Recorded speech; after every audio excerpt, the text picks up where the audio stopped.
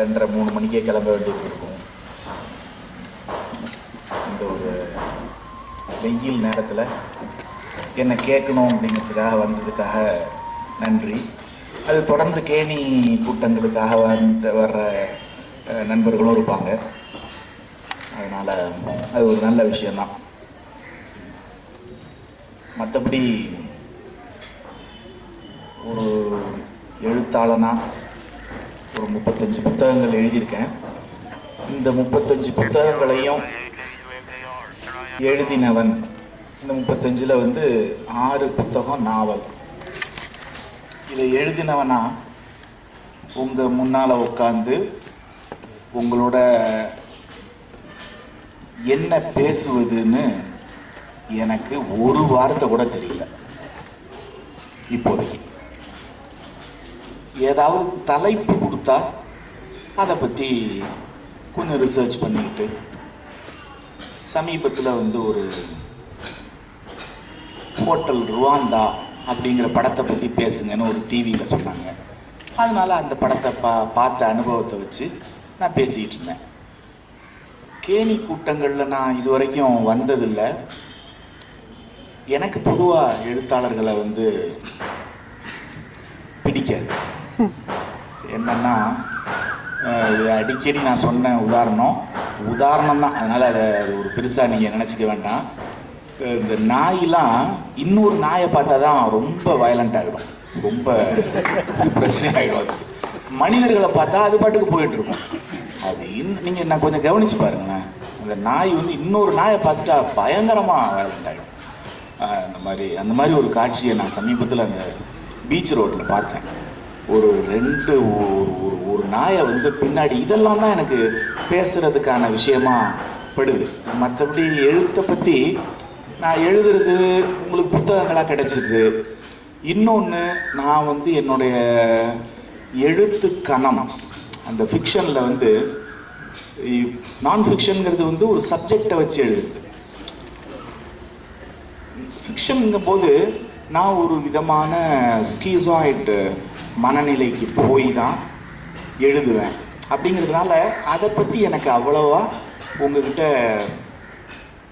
நானாக சொல்கிறதுக்கு அதிகமாக நீங்கள் கேள்வி கேட்டால் ஒரு வேளை ப்ரோப் பண்ணலாம், அதை பற்றி உள்ளே தோண்டி எடுக்கலாம்.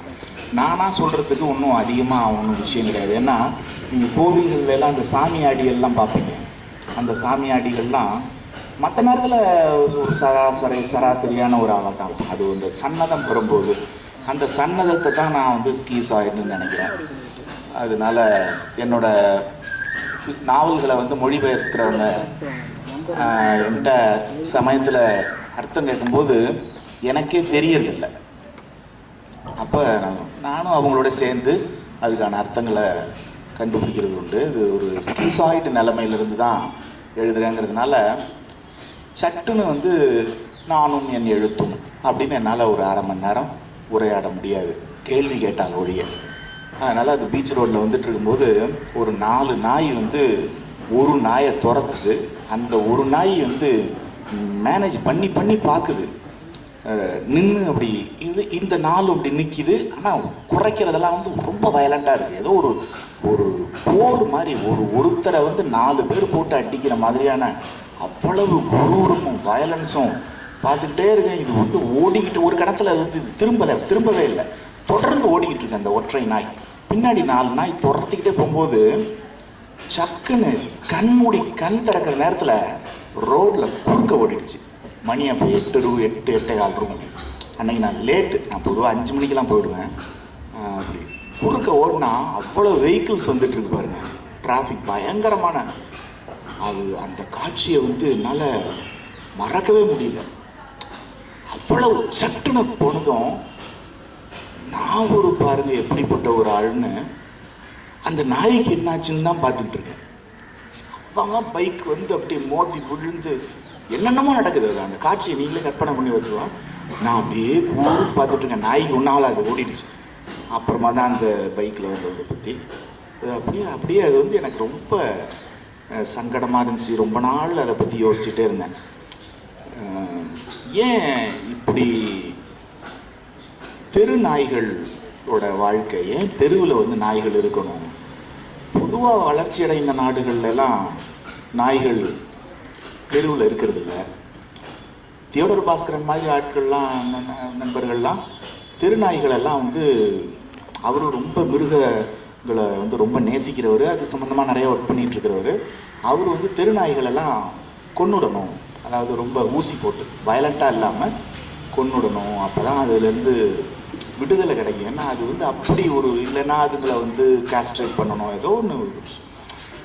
இது நாய்களை பற்றின விஷயமா இல்லாமல் ரொம்ப காலம் என்னை ஒரு பாதிக்கக்கூடிய நிகழ்ச்சியாக இருக்குது. இதுக்கு மேலே என்னோடய எழுத்தை பற்றி என்ன சொல்கிறதுன்னு தெரியலை. இப்போதைக்கு என்னோடய பிளாகை பார்த்தீங்கன்னா நான் என்ன பண்ணிக்கிட்டு இருக்கேன் அப்படிங்கிறது உங்களுக்கு தெரிஞ்சிருக்கும்.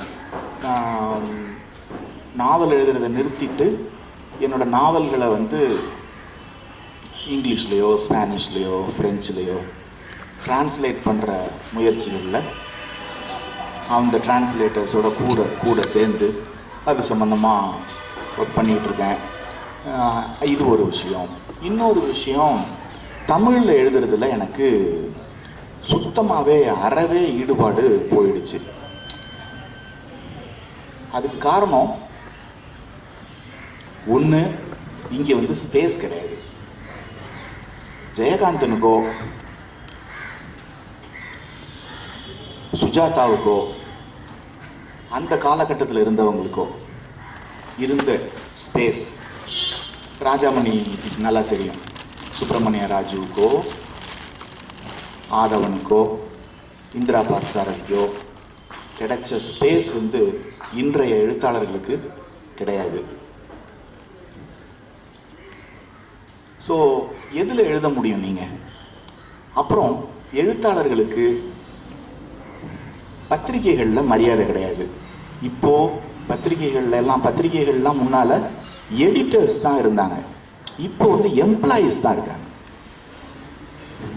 எந்த பத்திரிகை எடுத்துக்கிட்டாலும் எடிட்டர்ஸே முதலாளியாக இருப்பாங்க, இல்லைன்னா தனியாக எடிட்டருங்கிற ஒரு முக்கியமான ஒரு வேலை, ஒரு முக்கியமான இடம் இருக்கும். அங்கே வந்து சாவி முடிவெடுக்கிறது தான் முடிவு. அப்படி என்ன நினச்சாலும் செஞ்சாங்க. ஒருத்தர் லாண்ட்ரி கணக்கு எழுதி கொடுத்தா அதை போட்டாங்கன்னா அது வெறும் ஜோக் இல்லை. உனக்கு நீ என்ன எழுதி கொடுத்தாலும் என் பத்திரிக்கையில் உனக்கு ஸ்பேஸ் இருக்குது, நான் நீ என்ன எழுதி கொடுத்தாலும் போடுவேன் அப்படிங்கிற ஒரு சுதந்திரம் இருந்தது. இப்போ அப்படிலாம் கிடையாது. பத்திரிக்கை முதலாளி அவர் ஒரு எம்டி, அவர் என்ன நினைக்கிறாரோ அதை தான் நீங்கள் செஞ்சாகணும். என்னால் வந்து இப்போ ஞானி பக்கத்தில் இருக்கிறதுனால அது எனக்கு ஞாபகம் வருது. வந்து ஒவ்வொரு பத்திரிக்கையாக வந்து இடம் விட்டு மாறுறது. இது வந்து நான் என்ன நினைக்கிறேன்னா, ஒரு ஹவுஸ் ஓனர் வந்து மோசமான ஹவுஸ் ஓனர் வந்து உங்களை துரத்தி அடிக்கிறது தான். ஒரு வீட்டிலேருந்து துரத்துறாங்க, எல்லாரும் போய் சட்டம் வந்து இது கோர்ட்டில் போய் நின்றுட்டு சட்டம் பேசிகிட்டு இருக்கு. அதுக்கான தெம்புலாம் நிறைய பேருக்கு இருக்காது. துரத்தி அடிக்கிற மாதிரி தான் வந்து. அப்புறம் பத்திரிக்கையோட அதிபர் வந்து உனக்கு இடம் இல்லை அப்படின்ற பிறகு நீங்கள் வந்து ஒன்றும் பண்ண முடியாது. அது உங்களோட உரிமை இல்லை, போட முடியாதுன்னு சொன்ன பிறகு ஒன்றும் பண்ண முடியாது. அப்புறம் வந்து ஒரு பத்திரிகையில் என்ன வரணும் வரக்கூடாதுங்கிறத ஒரு நாட்டோட முதலமைச்சர் தீர்மானம் பண்ணுறாரு, இல்லைன்னா பத்திரிகைக்கு நெருக்கடி கொடுக்குறாரு. இப்படிலாம் வந்து முன்னாடி இல்லை. உங்களுக்கே தெரியும், பாலசுப்ரமணியம் வந்து எம்ஜிஆரோட சம்மந்தமாக ஒரு கார்ட்டூன் போட்டு அதுக்காக அவர் ஜெயிலுக்கு போனதெல்லாம். இப்போ அந்த மாதிரிலாம் அந்த மாதிரியான வேல்யூஸ்லாம் போயாச்சு. ரொம்ப வியாபாரமாகி சினிமாக்காரர்களுக்கு வந்து ஜாலரா அடிச்சுக்கிட்டு மனசில் உள்ளதை வெளிப்படையாக பேச முடியாத ஒரு சூழலில் இந்த மாதிரிலாம் இருக்கும்போது வெறும் பிளாகில் எழுதிக்கிட்டு 1000 பேர் படிச்சுக்கிட்டு இருக்கிறதுல என்ன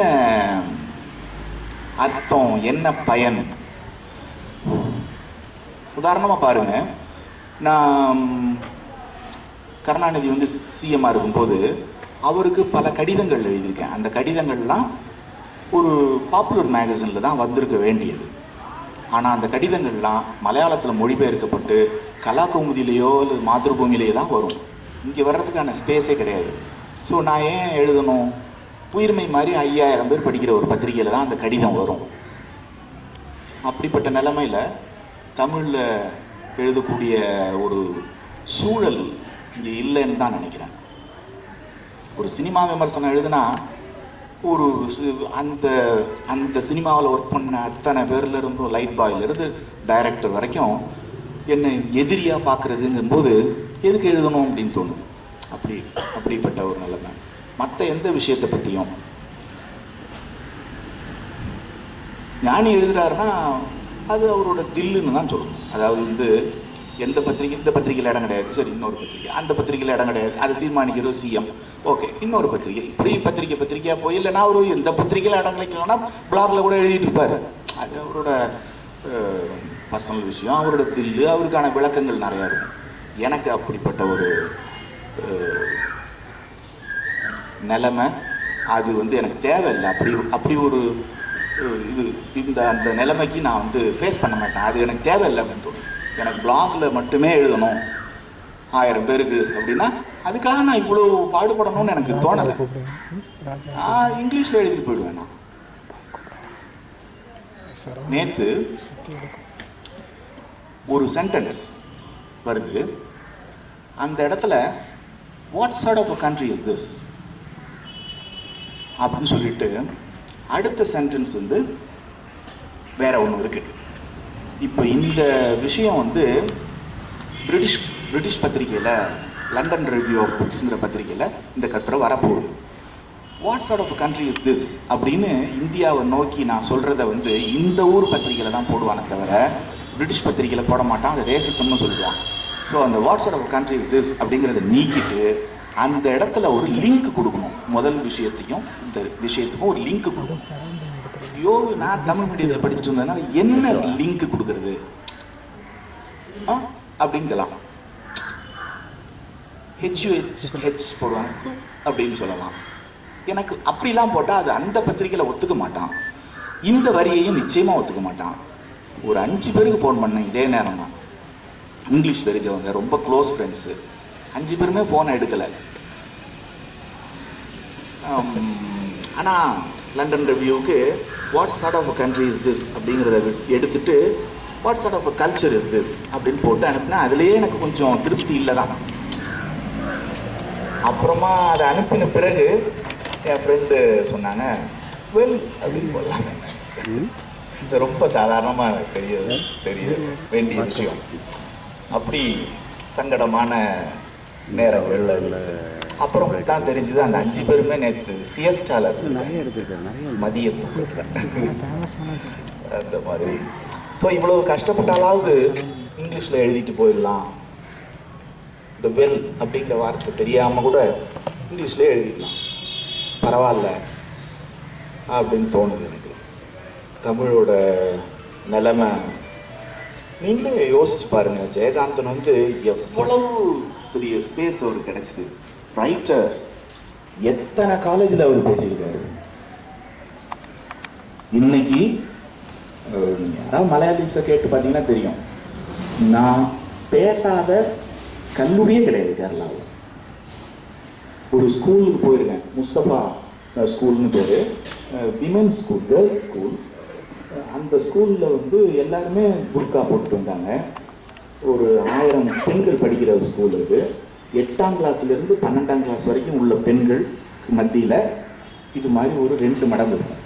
அங்கே நான் வந்து எனக்கு தெரிஞ்ச இங்கிலீஷில் பேசிகிட்டு இருக்கேன்.